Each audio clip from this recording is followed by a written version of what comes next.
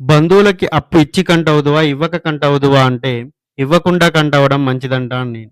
ఎందుకంటే ఇవ్వకుండా ఉంటే కొన్ని రోజులకు కోపం తగ్గి నీతో మాట్లాడతారు. కానీ అయ్యో పాపం అని అప్పిచ్చావే అనుకో, అప్పు ఇచ్చి వాళ్ళతో గొడవలు కొనుక్కోవాలి. ఇచ్చే రోజున దేవుడి లెక్క కనిపించే నువ్వు తిరిగి అడిగే రోజున రాక్షసుని లెక్క కనిపిస్తావు వాడికి.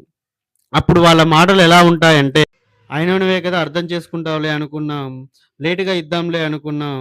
ఎటైనా పారిపోతున్నామా? ఆగరాదు. వడ్డీకేగా ఇచ్చింది. ఉత్తిగా కాదు కదా! అని వాళ్ళ నోటికొచ్చినట్లుగా మనల్ని మాటలంటూ ఉంటారు. వాళ్ళు సమస్యల్లో ఉన్నప్పుడు వారికి డబ్బులివ్వని వారి దగ్గరికి పోయి, వాళ్ళకి అవసరానికి డబ్బులిచ్చిన మన మీద చెడుగా ప్రచారం చేస్తూ, మనల్ని తీవ్ర ఇబ్బందులకి గురి చేస్తూ ఉంటారు. చివరికి వాళ్ళ మాటలెలా ఉంటాయంటే, 5, 6 సంవత్సరాలు ఆపి వడ్డీ ఎక్కువయ్యాక, అయినవాడివి అనుకున్నాం. ఇంత వడ్డీ ఏస్తావనుకోలేదు. మమ్మల్ని మోసం చేశావు అని తిరిగి వాళ్ళు మనల్నే మాటలంటారు. కాబట్టి ఇచ్చి కంటవడం కంటే, ఇవ్వకుండా మౌనంగా ఉండి మంచిగా ఉండడం బెటర్ వాళ్ళతోని.